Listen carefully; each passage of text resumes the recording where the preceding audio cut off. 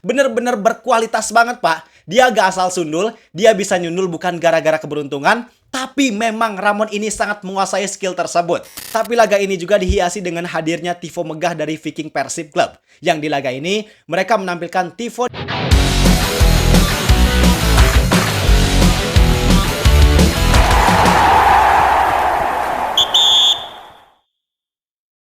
persaingan papan atas Barry Super League yang tadinya bisa dibilang agak membosankan, kurang seru, kurang menantang karena Borneo FC yang sebelumnya punya gap poin yang cukup jauh dari para pesaingnya, sekarang semuanya berubah hanya dalam satu laga.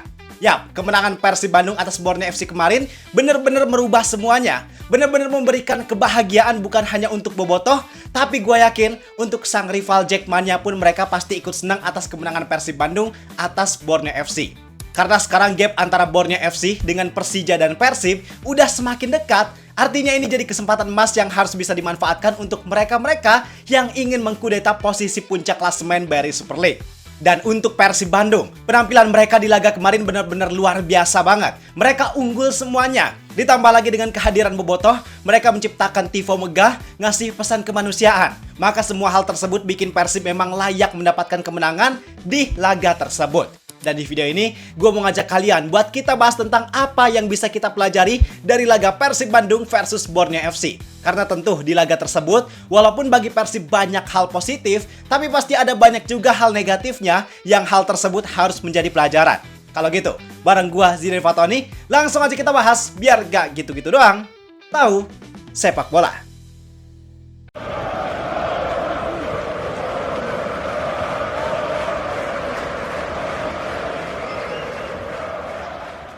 Langsung aja ya Pak, kita mulai dari yang pertama. Gue yakin ini jadi hal yang paling di-highlight dan paling berkesan buat semua orang, yaitu gol debut Ramon Thank You.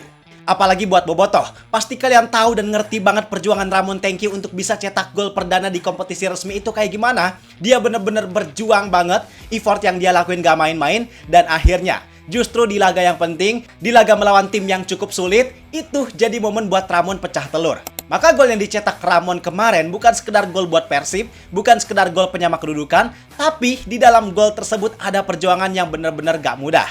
Kalau kita lihat teknik sundulan yang dilakukan oleh Ramon Thank You, benar-benar berkualitas banget Pak. Dia gak asal sundul, dia bisa nyundul bukan gara-gara keberuntungan, tapi memang Ramon ini sangat menguasai skill tersebut. Padahal di sini Ramon posisinya nggak ideal karena posisinya dia nyundul pasti udara sambil terbang dan bolanya itu udah agak ke belakang, jadi bikin badan Ramon juga justru condong ke belakang. Sehingga secara logika, dengan posisi ini harusnya sundulan yang dihasilkan nggak bakal ada power dan pasti melambung ke atas. Tapi hebatnya, di posisi ini Ramon bisa tetap ngelepasin sundulan dengan full power dan akurat loh. Itu yang bikin gua speechless pas lihat gol ini. Maka ini jadi hal yang sepadan banget dengan effort yang dia lakukan, dengan teknik yang dia tunjukkan. Memang udah selayaknya buat Ramon Thank You dapat gol ini. Dan biasanya ketika ada striker yang udah pecah telur, harusnya di laga-laga selanjutnya kemungkinan untuk dia bisa cetak gol makin besar. Karena tentu dia udah dibekali dengan kepercayaan diri yang tinggi, sehingga dia bisa lebih percaya diri dalam mengeksekusi segala macam peluang. Menarik kita tunggu, semoga Ramon memang bisa terus menunjukkan kualitasnya.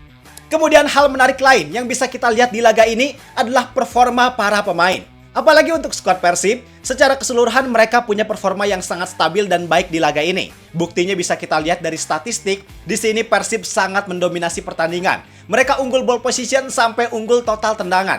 21 berbanding 8, gua rasa itu jadi angka yang cukup membuktikan bahwa di laga ini, mulai dari lini belakang sampai lini depan, semua pemain Persib mampu menjalankan tugasnya masing-masing dengan sangat baik. Putros, Matrikardi, Barba, Eliano sangat disiplin dalam menjaga pertahanan. Walaupun sempat kecolongan di gol pertama, tapi it's okay. Selain momen itu, pertahanan mereka bisa dibilang sangat solid. Karena peran dari Juan Villa, Joel Vinicius, bahkan Mariano Peralta, mereka gak bisa banyak bergerak, bener-bener dikantongin banget sama defender Persib. Kemudian lini tengah, kombinasi Haye, Lucho, dan Klok cukup untuk menghidupkan serangan. Sehingga para penyerang mereka seperti William, Ramon, dan Beckham bisa lebih banyak berkreasi. Khususnya Beckham, dia di laga ini tampil sangat dominan, tampil sangat nyaman. Dia banyak melepaskan umpan kunci, walaupun sempat kena marah sama Tom Haye. Tapi gua rasa itu gak jadi masalah sama sekali, karena apa yang dia tampilkan udah jauh lebih banyak menguntungkan dibanding kekurangannya. Dan satu hal lagi yang jadi sorotan terkait performa pemain, yaitu performa para pemain muda Persib Bandung. Yang di laga ini ada dua pemain yang bermain, yaitu Fitrah Maulana dan Nazril Alvaro. Untuk Fitrah dulu, jujur pas lihat nama Fitrah di starting 11, gue ngerasa kurang yakin, ngerasa khawatir. Karena Fitrah kiper muda, ini jadi laga debutnya di kompetisi profesional, tapi malah harus langsung menghadapi laga sebesar ini dengan lawan yang sulit. Padahal di bench masih ada kiper asing Adam Shihbek. Cuman gua gak tahu ada hal apa, tapi dengan dipilihnya Fitrah dalam kondisi Adam Shihbek yang masih available di bangku cadangan, berarti memang ada yang salah dari Adam Shihbek. Dan pas gua lihat Fitrah, udah langsung kepikiran, wah kayaknya bakal terjadi one shoot one goal nih. Bukan maksud meremehkan, tapi ya kita juga realistis lah. Kiper muda, terus debut di laga sepenting ini, dan bener aja, pas gol pertama Vinicius, terlepas itu momennya emang sulit dihentikan, tapi itu one shoot one goal. Cuman hebatnya Persib di laga ini, mereka bener-bener meminimalisir para pemain Borneo FC untuk langsung berhadapan sama kiper. Karena sekali lagi, bukan gua meremehkan kemampuan Fitrah, tapi mau gimana pun itu jadi risiko yang sangat tinggi kalau pemain Borneo FC sekelas Peralta, Sihran, Vinicius dibiarin dengan bebas atau leluasa buat ngelepasin syuting ke arah gawang yang dikawal sama Fitrah. Tapi walaupun sempat kebobolan dan emang jarang dapat serangan, tetap aja ada beberapa bola yang mengarah ke gawang. Apalagi pas tendangan keras dari Maicon. Dan dengan apa yang ditampilkan oleh Fitrah Maulana di laga tersebut, itu udah lebih dari cukup untuk debutnya sebagai kiper muda di kompetisi profesional dan di laga sebesar itu. Sama satu lagi, Nazril Alvaro. Ternyata dengan masuknya Nazril di menit akhir cukup efektif, karena walaupun dalam tanda kutip kondisinya pemain Borneo udah kelelahan, tapi dengan apa yang ditampilkan Nazril tentu sangat positif. Dan ini tentu jadi bekal yang sangat bagus karena dengan apa yang ditampilkan Nazril itu bisa menambah kepercayaan diri. Sehingga di laga berikutnya dia bisa berkembang dengan jauh lebih baik lagi. Cuman seperti yang gue bilang tadi di awal, di balik kehebatan yang ditunjukkan di laga tersebut, ada satu kekurangan yang sangat menonjol. Gue yakin kalian semua pasti setuju, yaitu tentang fisik. Laga ini memang berjalan sangat ketat dengan tensi yang sangat tinggi, apalagi di babak pertama, kedua tim banyak melakukan counter serangan cepat, mereka banyak lari, banyak pressing, sehingga dengan pola permainan tersebut sebenarnya wajar jika para pemain di laga ini benar-benar kelelahan. Cuman masalahnya, kelelahan itu terjadi mulai dari sekitar menit 80-an, artinya pertandingan masih banyak menyisakan waktu, dan walaupun kalau kita lihat dari segi kondisi, hal ini memang wajar terjadi karena alasannya sangat masuk akal, tapi harusnya ini jadi sesuatu yang gak bisa dibiarkan. Artinya di sini ada yang salah. Kalau dari kubu Borneo FC, seperti yang gue bilang di video sebelumnya, bahwa mereka di tiap laga sering memainkan intensitas permainan yang tinggi, dan coach Fabio Lefundes gak terlalu sering melakukan rotasi. Nah, dengan kebiasaan tersebut, bisa jadi para pemain Borneo akhirnya di laga ini mengalami yang namanya kelelahan.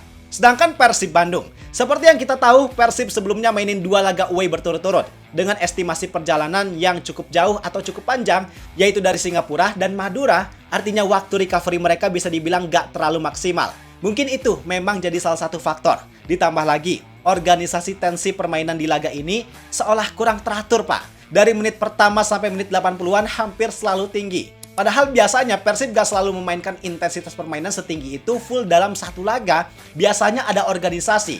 Ada waktunya mereka main dengan high tempo, ada waktunya santai. Nah, di laga ini organisasi tersebut kurang kelihatan. Maka itu juga yang harus diperhatikan dan dievaluasi supaya pengelolaan fisik para pemain bisa lebih baik lagi. Sama satu lagi, Pak, poin terakhir yang gak kalah spesial dan gak boleh kita lupakan, yaitu peran dari Bobotoh. Di laga ini mereka benar-benar spesial banget. Pertama, mulai dari segi kehadiran, laga ini mencatat rekor penonton terbanyak di GBLA musim ini, yaitu dengan total kehadiran 26.160 penonton. Gak cukup dengan rekor penonton terbanyak, tapi laga ini juga dihiasi dengan hadirnya tifo megah dari Viking Persib Club. Yang di laga ini, mereka menampilkan tifo di Tribun Timur dengan gambar Viking lengkap beserta 4 trofi juara Liga Indonesia. Plus ditambah lagi dengan tulisan, "Before you existed, we had already make history." Yang artinya, sebelum kamu ada, kami udah lebih dulu membuat sejarah.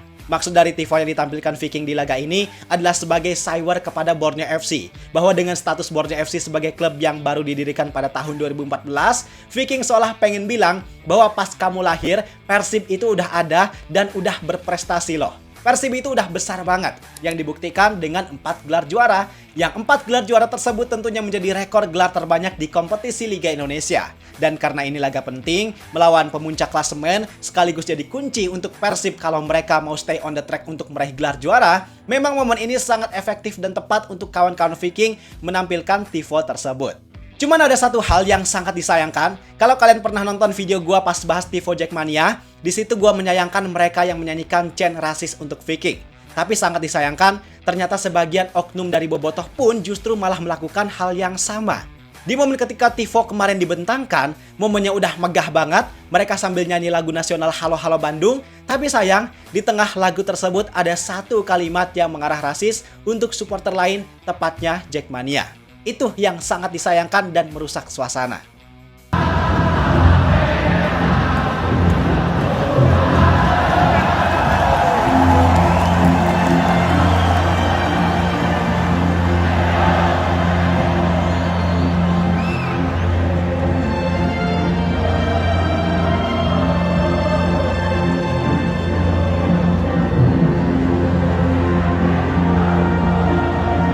Mungkin kalian ada yang berpendapat, Bang, jangan diekspos dong, jangan diomongin, ntar ketahuan jeleknya. Ya itu kalian tahu ini hal jelek, maka udah semestinya supaya hal kayak gini dihilangkan.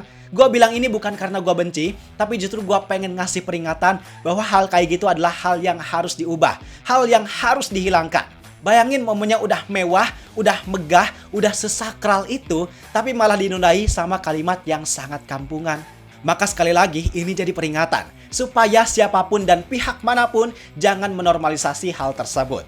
Tapi satu lagi, respectnya, kawan-kawan Bobotoh di sini menampilkan pesan dukungan untuk saudara kita semua yang sedang terkena musibah atau bencana di Sumatera. Ini juga jadi bukti bahwa ini loh keindahan sepak bola, dan di sini Persib serta Bobotoh menunjukkan sikap bahwa mereka peduli terhadap saudara kita semua yang ada di Sumatera sana. Oke, jadi itu Pak, penjelasan terkait apa yang kita pelajari dari laga Persib Bandung versus Borneo FC. Banyak hal yang terjadi di dalam maupun di luar lapangan, hal positif tentu harus dipertahankan, sedangkan hal negatif tentu harus dihilangkan. Sekarang pendapat kalian gimana? Bisa tulis di kolom komentar. Gua rasa cukup sekian untuk video kali ini. Like dan subscribe-nya jangan lupa. Terima kasih, gua Zidan Fatoni. Sampai jumpa di video berikutnya. See ya!